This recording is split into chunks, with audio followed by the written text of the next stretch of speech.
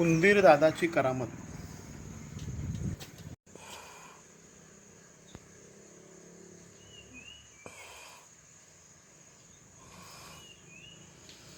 छोट्याशा एवढ्या बाटलीच्या तोंडामधून तेल पिण्यासाठी आतमध्ये गेलेला रान उंदीर.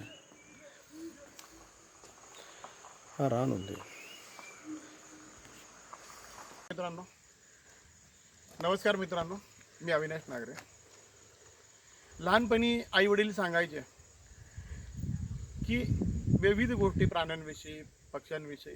त्यामधलाच एक असा एक किस्सा आहे की माझ्या फार्म हाऊसमध्ये रोज कधीतरी आलं आठवड्यातून की तेलाच्या बाटल्या पडलेल्या असायच्या. लहानपणी आई वडील सांगायचे की घरामधल्या तेलाच्या बाटलीमधून तेल कमी होतं आहे. मग तेल कसं कमी होतं तर त्यांनी सांगितलेलं की उंदराला तर तेलाच्या बाटलीत घुसता जरी नाही आलं तरी तो स्वतःची शेपटी त्या तेलामध्ये बुचकळून त्या शेपटीद्वारे तेल पिणं ही त्याला कला अवगत आहे. हे नैसर्गिक ह्या सगळ्या गोष्टी आहेत. त्याची प्रत्यक्ष अनुभूती मला आली आहे. त्या बिस्लेरीच्या बाटलीमध्ये मी तेल भरून ठेवलेलं होतं. सकाळी बघतो उठल्या क्षणी त्याचं टोपण फोडून त्याच्या आतमध्ये तेल चोरण्याचा किंवा तेल पिण्याचा प्रयत्न ह्या उंदराने केलेला आहे.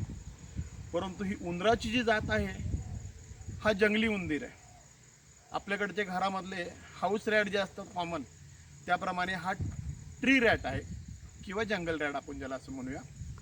त्याच्या पोटाकडील भाग हा पूर्णतः पांढरा असतो आणि तो आता तेल पिण्याच्या गडबडीमध्ये बाटलीमध्ये अडकलेला आहे.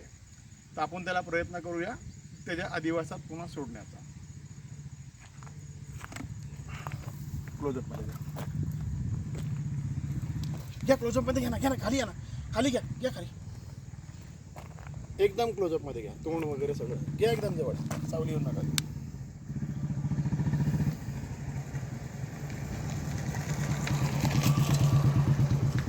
उंदीर आहे. उंदीर आहे.